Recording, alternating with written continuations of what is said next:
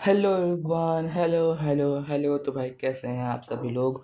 Welcome again in the share series. And आज हम लोगों का मोशन चैप्टर बिल्कुल ख़त्म हो जाएगा। बस इसका क्वेश्चन प्रैक्टिस सेशन यानी जो मैंने रखा था जेईई लेवल प्रॉब्लम, वो आपका कल एक्स्ट्रा क्लास के रूप में संडे को आने वाला है। एंड आज है लेक्चर नंबर 5 जिसमें हम लोग पूरा चैप्टर को ख़त्म कर रहे होंगे। एंड ये शेयर सीरीज़ है क्लास 9 सीबीएसई वाले स्टूडेंट्स के लिए। एंड भाई हमेशा की तरह डिस्क्लेमर, भाई एक भी चीज़ मिस मत करना। देखो हमारा चैप्टर एक्चुअली पूरी तरीके से कंप्लीट हो चुका है, लेकिन कल के लेक्चर में कुछ कमियां हो गई थी और कुछ चीज़ें बताना रह गया था जिसकी एक्स्ट्रा डिटेल्स है, जो कि आपको क्वेश्चन सॉल्विंग में बहुत ज़्यादा मदद करने वाला है। इसलिए मैं वो उन सभी चीज़ों को आप लोगों के लिए लाया हूँ।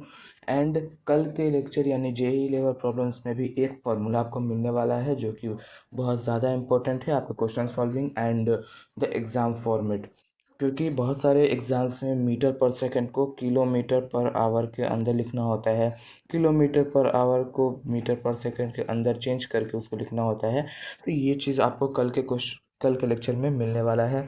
तो बिना किसी देरी के साथ आज का लेक्चर शुरू करते हैं एंड देखते हैं कि आज हम लोग कौन कौन सी चीज़ें पढ़ने वाले हैं।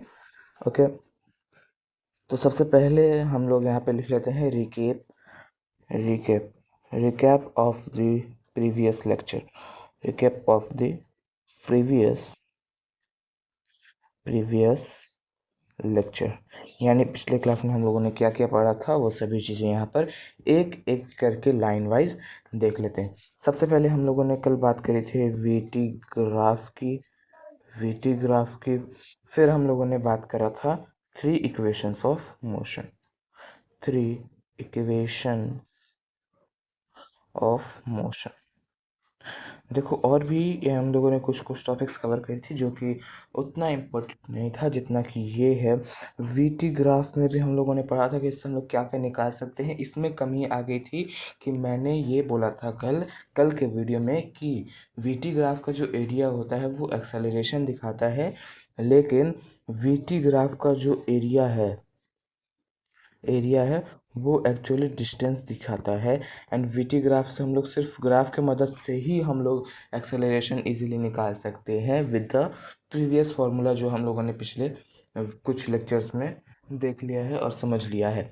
तो देखो, और जो थ्री इक्वेशंस ऑफ मोशन थे वो कौन कौन से थे ये भी बता देता हूँ। प्रीवियस लेक्चर में हम लोगों ने कल पढ़ा था v is equals to u plus a t, जिसमें ये v था फाइनल वेलोसिटी, u था इनिशियल वेलोसिटी, a था हमारे पास एक्सेलरेशन एंड t था टाइम। फिर हम लोगों ने दूसरा इक्वेशन देखा था s is equals to u t plus half a t square, यानी इसमें भी क्या क्या था, ये जो s है ये था हमारे पास d यानी डिस्टेंस, u था ये था initial velocity, t for time, a for acceleration and again t for time. फिर हम लोगों ने तीसरा देखा था जो कि था v स्क्वायर माइनस का U square is equals to 2as, जिसमें कि v था फाइनल वेलोसिटी, u था इनिशियल वेलोसिटी, a था हमारे पास acceleration and s again distance था। तो देखो तीनों चीज़ में एक चीज़ कॉमन था जो कि था एक्सेलरेशन। एंड इसके एक क्वेश्चन में जो कि थर्ड वाले लॉ से मैंने उठाया था उसमें एक गड़बड़ी आई थी। एक्चुअली वो कोई गड़बड़ी नहीं है, उसमें बस एक दिक्कत था क्वेश्चन में ही कि उस इस वाले फार्मूले में हम लोग टाइम नहीं भर सकते, इसलिए वो फार्मूला हमें डायरेक्ट एवरेज एक्सेलरेशन देता है। अभी चलिए उसको भी देख लेते हैं। सबसे पहले वो जो क्वेश्चन हम लोगों ने करा था उसका हम लोग सॉल्यूशन देख लेते हैं कि उसमें क्या सॉल्यूशन आया था एंड अगेन उसमें क्या गड़बड़ियाँ थी।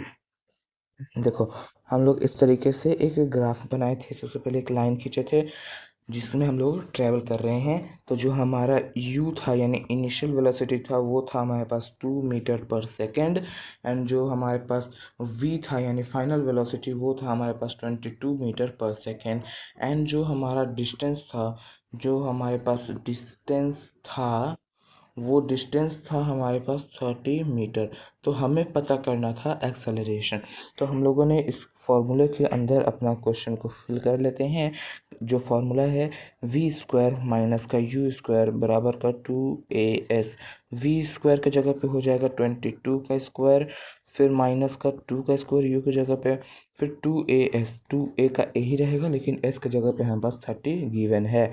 तो देखो इस 30 इंटू 2 हो जाएगा हमारे पास 60a, तो 60a बराबर हो गया हमारे पास 484 माइनस का 4 जो कि है हमारे पास 480 बराबर का 60a।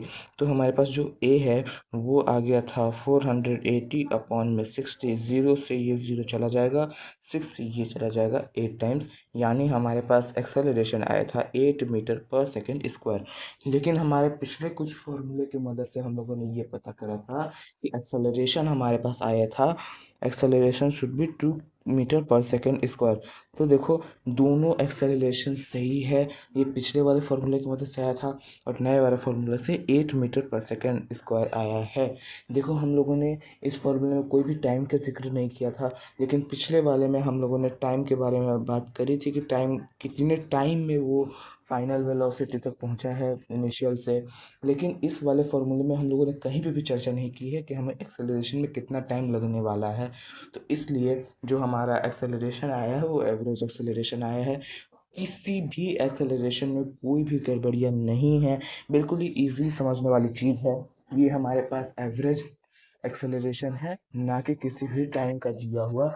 ये इतना लगेगा ही, इससे हम लोग ज़्यादा तेज़ी से नहीं जा सकते अगर हम लोगों को इन्हीं दो स्पीड्स के बीच में रहना है तो। अब चलते हैं अगला जो कि है वीटी ग्राफ के ऊपर बात करने वाले थे। वीटी ग्राफ से हम लोगों को क्या क्या मिलता है।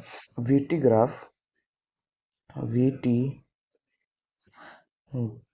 ग्राफ रिजल्ट्स, हम लोग वीटी ग्राफ से क्या क्या निकाल सकते हैं, बस हम लोग को आज के लेक्चर में यही समझना है। हो सके तो आज का लेक्चर बहुत ज़्यादा छोटा होने वाला है, तो बिना किसी देरी के साथ इसको भी हम लोग जल्दी जल्दी ख़त्म कर लेते हैं एंड हमारा मोशन चैप्टर जो है वो हम लोग 100% कंप्लीट कर लेते हैं। तो जो वीटी ग्राफ का जो रिज़ल्ट है, सबसे पहले तो हम लोग बना लेते हैं एक ग्राफ जो कि है इस तरीके से। ये जो है हमारे पास टाइम एंड जो वाई एक्सिस है वो है हमारे पास वेलोसिटी। वेलोसिटी को हम लोग डिनोट करते हैं v से, टाइम जो है वो हम लिखेंगे t से।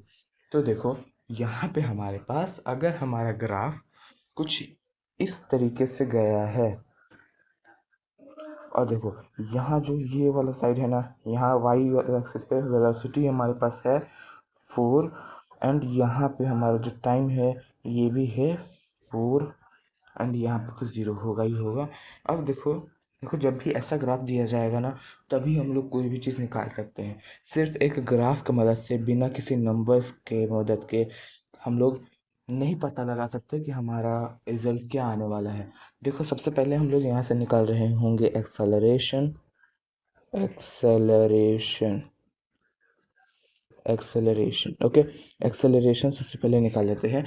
तो जो हमारा v शुरुआत कहाँ से हुआ है, 0 से, यानी जो हमारे पास u हो गया वो हो गया 0 एंड ये जो v है हम लोग डिस्टेंस से नहीं बल्कि हम लोग निकाल रहे होंगे वेलोसिटी से, जो कि है हमारे पास 4। तो v इज इक्वल्स टू आ गया हमारे पास 4। अब देखो एक्सेलरेशन के लिए सबसे पहले क्या करते हैं, v माइनस यू अपॉन में t होता है। t कितना है हमारे पास 4, तो देखो v जो है वो है हमारे पास 4 माइनस का 0 अपॉन में 4, तो ये हो गया 4 अपॉन 4 बराबर का आ गया हमारे पास 1 मीटर पर सेकेंड स्क्वायर, ओके। अब आता है हमारे पास लास्ट जो कि है डिस्टेंस। अब इसी ग्राफ से हम लोग डिस्टेंस किस तरीके से पता लगा सकते हैं वो भी देख लेते हैं। सबसे पहले बनाते हैं एक ग्राफ। आज का डीपीपी मैं अपलोड नहीं करने वाला क्योंकि हम लोगों ने कोई भी नया चीज़ नहीं पढ़ रखा, सेम चीज़ें थी, लेकिन कल के वीडियो में हम लोग देने वाले हैं क्वेश्चन यानी डीपीपी। अब देखो हमारा ग्राफ आज कुछ इस तरीके से जाएगा, ये इस तरीके से उठा, यहाँ पे हमारे पास है इस साइड में 6 वेलोसिटी में एंड टी में हमारे पास यहाँ पर है हमारे पास 2 है, ठीक। आगे बढ़ते हैं। अब ये ग्राफ कुछ यहाँ से इस तरीके से मुड़ के जाएगा, ओके। देखो यहाँ पे कुछ गड़बड़ी आ गई मुझसे बनाने में ही, मैं पूरे ग्राफ को डिलीट कर देता हूँ और फिर से ग्राफ बनाता हूँ अलग अलग कलर से डिनोशन। सबसे पहले हम बनाएंगे एक ग्राफ बड़े सा, ग्राफ ये रहा हमारे पास v, ये रहा हमारे पास t, और हमारा ग्राफ कुछ इस तरीके से गया है। ओके, कुछ इस तरीके से गया है। यानी इससे हम लोग क्या निकाल सकते हैं कि सबसे पहले हम लोगों ने एक्सेलरेट किया, फिर नॉर्मल वेलोसिटी से हम लोग आगे बढ़े यानी कांस्टेंट से, फिर हम लोग नीचे चले आए। ओके, तो यहाँ पे हम लोग निकाल सकते हैं डिस्टेंस। तो देखो सबसे पहले डिनोट कर लेते हैं कहाँ पे कौन कौन सा नंबर है। इस वाले नंबर के नीचे आ जाता है हमारे पास 2, इस वाले के पास आ जाएगा 6, हम लोग अंदाजी ले रहे हैं हाँ। और यहाँ पे भी ये भी 6 में चला जाएगा, एंड यहाँ पर जो नंबर होगा ना वो आ जाएगा हमारे पास 2, 6, ये हो जाएगा हमारे पास, एंड ये जो है ये हो जाएगा हमारे पास 8 नंबर। ओके, अब हम लोग यहाँ से निकालने वाले हैं डिस्टेंस इजीली। डिस्टेंस होता है इसका एरिया, जो भी इसके बीच में जो एरिया है इस एरिया को जैसे फाइंड कर लेंगे ना, और वही एरिया हमारा डिस्टेंस रहेगा। तो पहले वाले के लिए जो हमारा एरिया रहेगा वो है 1/2। एरिया ऑफ ट्रायंगल क्या हो जाएगा 1/2 इंटू बेस इंटू हाइट। तो देखो इसको फुल कर दो, 1/2 इंटू बेस कितना है हमारे पास, बेस है हमारे पास ये 2, तो 2 हो गया, एंड हाइट कितना है हमारे पास 6, तो ये 2 से ये 2 चल गया यानी 6 हमारा मीटर इसका आ गया। फिर हम लोग निकालते हैं इस वाले का, अब हम लोग निकालते हैं इस वाले का एरिया जो कि एक रेक्टेंगल, तो बेस इंटू हाइट हो जाएगा, यानी लेंथ इंटू ब्रेथ भी हम लोग इसलिए इसको कह सकते हैं। तो देखो इसके लिए हमें base into height, base into में हाइट। अब यहाँ का जो डिस्टेंस है वो है हमारे पास 4, एंड जो हाइट है वो है हमारे पास ये वाला 6, 4 इंटू 6 यानी 24 मीटर आ गया।